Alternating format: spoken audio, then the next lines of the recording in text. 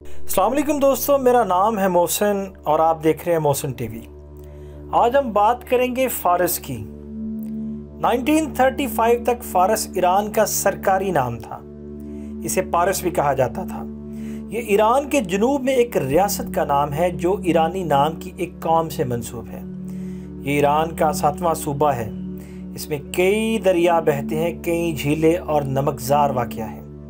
یہ 7 شہروں پر مشتمل جو شیراز، بوشہر، لار، فسا، کازرون، جہرم، عبادہ اور فیروز آباد ہیں۔ اس کے دریاؤں میں پلوار دریا، کام فیروز دریا اور کر دریا مشہور ہیں۔ تاریخی آثار میں تخت جمشید، پازارگاد، نقش رستم، کعبہ زردشت، کاخ سرستان، غار شاپور، بندہ میر، بازار وکیل، ارک وکیل اور مسجد وکیل یہاں پہ کافی مشہور ہیں۔ ملک فارس، جس کا موجودہ نام ایران ہے، اس میں شاہی خاندانوں کے سلسلے کو ملک فارس یعنی ایران کی شاہی سلطنت کہتے ہیں۔ اس شاہی سلطنتوں کے دور میں بہت سارے اتار چڑھاؤ آتے رہے۔ اس میں شامل کئی علاقے اب ایک آزاد ریاست ہیں، مثلا پاکستان، افغانستان، تاجکستان اور آذربائیجان۔ سب سے پہلی سلطنت کورش اعظم نے 2500 سے زائد پہلے 550 قبل مسیح میں قائم کی، جس کو ہخامنشی سلطنت کہتے ہیں۔ ہخامنشی سلطنت 559 قبل مسیح سے 338 قبل مسیح تک قائم ایک فارسی سلطنت تھی، جو عظیم ایرانی سلطنتوں کے سلسلے کی پہلی کڑی تھی۔ ہخامنشی مملکت میں موجودہ ایران کے علاوہ مشرق میں موجود افغانستان، پاکستان کے چند حصے، شمال اور مغرب میں مکمل اناطولیہ یعنی موجودہ ترکی اور بلائی جزیرہ نما بلکان اور بحیرہ اسود کا بیشتر ساحلی حصہ شامل تھا۔ مغرب میں اس میں موجود عراق، شمالی سعودی عرب، فلسطین، اردن، اسرائیل اور لبنان اور قدیم مصر کے تمام اہم مراکز شامل تھے۔ مغرب میں اس کی سرحدیں لیبیا تک پھیلی ہوئی تھیں۔ 7.5 ملین مربع کلومیٹر پر پھیلی ہخامنشی سلطنت تاریخ کی وسیع ترین سلطنت تھی اور آبادی کے لحاظ سے رومی سلطنت کے بعد دوسری سب سے بڑی سلطنت تھی۔ یہ سلطنت 330 قبل مسیح میں اسکندر اعظم کے ہاتھوں ختم ہوئی۔ سلطنت کا پہلا حکمران کورش اعظم یا سائرس اعظم تھا، جبکہ دارالسوم اس کا آخری حکمران تھا۔ ہخامنشی سلطنت کا دارالحکومت سیپولس یعنی تخت جمشید تھا، جبکہ آتش پرستی ریاستی مذہب تھا۔ ایران کی قدیم تاریخ دراصل 2 آریائی قبائل میدی یاما اور پارس کے سیاسی عروج سے شروع ہوتی ہے۔ 1500 قبل مسیح میں آریہ قبائل کی ایک جماعت کو البرز اور کردستان کی پہاڑیوں کے درمیان اس سطح مرتفع میں بسی، جو ان سے منسوب ہو کر ایریانا یا ایران کہلایا۔ آریوں کے دور سے صدیوں پہلے جنوبی ایران میں سوسیانہ یا خوزستان میں علامی آباد ہو چکے تھے اور شمال مغربی حصے پر اشوری اپنی حکومت قائم کر چکے تھے۔ اس سرزمین پر آریوں کو قدرتی طور پر ان دونوں جماعتوں سے جنگ کرنی پڑتی۔ ہمیں پارس کے حالات خود ان کی تحریروں میں کچھ مل جاتے ہیں۔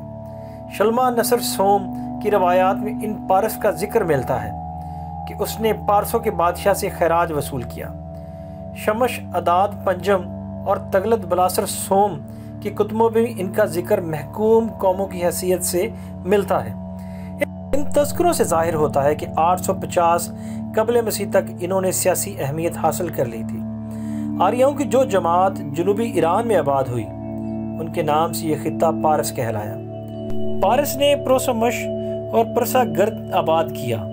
یہ لوگ اوائل میں میدیا کی طرح اشوریوں کے محکوم رہے اور کم و بیش قبائلی زندگی بسر کرتے رہے۔ تقریباً 700 قبل مسیح میں جب میدیا میں دیاکوں نے قبائل کو منظم کرنے کے لیے حکومت ڈالی، تو اس وقت پارس کی سرزمین پر ایک شخص ہخامنش نے ایک حکومت کی بنیاد ڈالی۔ یہ دوسرا ایرانی خاندان اپنے بانی کے نام سے ہخامنشی کہلایا۔ سلطنت آشکانیہ یا پارتھین امپائر فارس یا ایران کی ایک قدیم سلطنت ہے، جس میں ایران کے موجودہ صوبہ جات خراسان اور گورگان اور وسطی ایشیا کا ایک ملک ترکمانستان کا جنوبی حصہ شامل تھا۔ اس کو آسان اردو میں پارسی سلطنت بھی کہا جاتا ہے۔ پارتی ادرمات اور پارس کی طرح وسط ایشیا سے آئے تھے اور ان کی طرح آریہ نسل سے تھے۔ پارتھیا کا ذکر سب سے پہلے دار اعظم کے کتبہ میں ملتا ہے۔ جسٹین کے خیال میں پارتی سکاتی نسل سے تعلق رکھتے تھے، اور اسٹرابو کا خیال ہے کہ پارتی سکاتی قبیلے کے ایک شاخ جو داہی میں رہتے تھے۔ یہ لوگ داہی کو چھوڑ کر خوارزم آئے جو خراسان کے شمال میں واقع ہے، پھر وہاں سے خراسان میں سکونت اختیار کر لی۔ سکندر نے ہخامنشی خاندان کا جب خاتمہ کیا تو پارتی بھی محکوم ہو گئے۔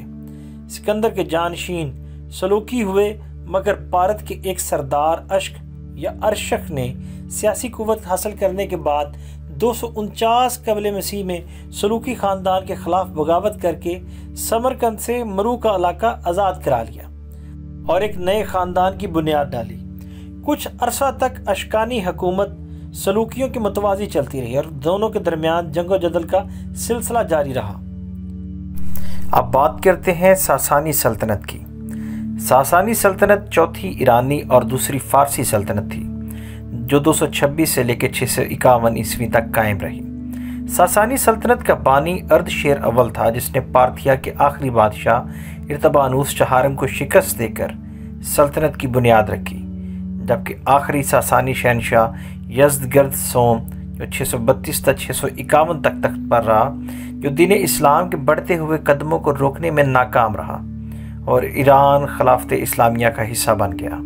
یہ ایران میں اسلام آنے سے قبل آخری سلطنت تھی۔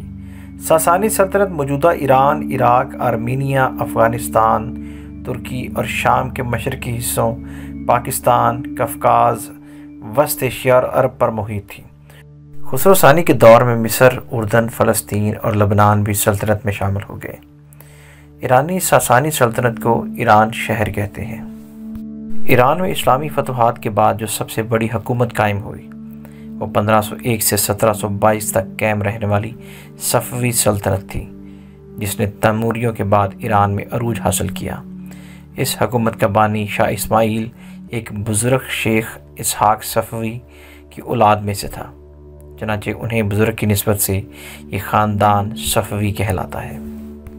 دوسرا خاندان افشاری خاندان کہلاتا ہے جو 1736 سے لے کے 1796 تک قائم رہا۔ کو زند خاندان کہا جاتا ہے۔ ان کی حکومت کا سلسلہ 1750 سے لے کے 1794 عیسوی تک رہا۔ خاندان زند ایک ایرانی شاہی خاندان تھا جس کی بنیاد کریم خان زند نے رکھی۔ ابتدائی طور پر 18ویں صدی میں اس کا دائرہ اختیار جنوبی اور وسطی ایران تھا، لیکن جلد ہی اس کی توسیع عصر حاضر کے ایران کے علاوہ آذربائیجان اور عراق اور آرمینیا کے کچھ حصوں تک ہو گئی۔ اب بات کرتے ہیں قاجار خاندان کی۔ قاجار خاندان ایک ترکل نسل ایرانی شاہی خاندان تھا جس نے 1785 سے لے کے 1925 تک فارس یعنی ایران پر حکومت کی۔ قاجار خاندان نے 1794 میں زند خاندان کے آخری حکمران لطف علی خان زند کو شکست دے کر فارس کا مکمل کنٹرول حاصل کر لیا اور قفقاز اور وسطی ایشیا کے بڑے حصوں پر فارسی خود مختاری دوبارہ قائم کی۔ 1796 میں محمد خان قاجار نے آسانی کے ساتھ مشہد پر قبضہ کر لیا جو اس وقت درانی سلطنت کے تحت تھا۔ اب بات کرتے ہیں پہلوی خاندان کی۔ ایران کا آخری شاہی خاندان جس کی حکومت کا آغاز 1925 میں رضا شاہ پہلوی کی تخت نشینی کے ساتھ اور خاتمہ 1979 کے ایرانی انقلاب کے ساتھ ہوا۔ اس طرح ایران میں ملوکیت کی قدیم روایت کا خاتمہ ہوا۔ 1921 میں رضا خان جو ایران کی فوج میں ایک افسر تھے، اپنے دستوں کو استعمال کرتے ہوئے قاجار خاندان کی حکومت کے خلاف علم بغاوت بلند کیا۔ 1925 میں وہ قاجار خاندان کے آخری فرمانروا احمد شاہ قاجار کو معزول کر کے خاص طور پر بلائے گئے ایوان کے ذریعے نئے بادشاہ بن گئے۔ وہ ایران کو جدید ریاست بنانے کے وسیع تر منصوبے کے حامل تھے۔ اب بات کرتے ہیں فارس کی مسلم فتوحات کی۔ قادسیہ اور نہاوند کی لڑائی کے بعد عرب مسلمانوں نے ایران پر قبضہ کر لیا اور یوں خلیفہ دوم حضرت عمر فاروق رضی اللہ تعالیٰ عنہ کے دور میں ایران کو فتح کیا گیا۔ ایران میں ساسانی سلطنت بھی اپنے انجام کو پہنچی اور اس کے ساتھ زرتشتیت کا بھی خاتمہ ہوا۔ ایران کی ساسانی سلطنت کئی دہائیوں سے اپنے دشمنوں کے ساتھ نبرد آزما تھی، جس کی وجہ سے اس نے اپنی افرادی قوت کھو دی تھی۔ سیاسی انحطاط کی وجہ سے سلطنت مزید کمزور ہو گئی۔ عرب مسلمانوں نے 633 میں بین النہرین پہ خالد بن ولید کی سربراہی میں حملہ کیا۔ بین النہرین ساسانی سلطنت کا سیاسی اور ثقافتی گڑھ تھا दूसरी मरतबा साद बिन अबी वकास की सरबराही में 636 में एक हमला किया गया जो कादसिया की लड़ाई के नाम से मशहूर है। इसके साथ ही सासानी सल्तनत का मगरबी ईरान पर कब्जा ख़त्म हो गया। 642 में खलीफा दोम ने सासानी सल्तनत पर कब्जे का हुक्म दे दिया और 651 तक अरब मुसलमानों ने इसे मुकम्मल तौर पर फतह कर लिया। इंशाअल्लाह मेरी अगली वीडियो मुल्क फ़ारस की तारीख़ की अगली कड़ी होगी, जिसमें फ़ारस के शाही ख़ानदानों का अहवाल तफसील से बताऊंगा। दोस्तों, अगर आपको मेरी ये वीडियो पसंद आई हो तो मेरी वीडियो को अपने दोस्तों के साथ शेयर करें, कमेंट करें और मेरे चैनल को सब्सक्राइब करें।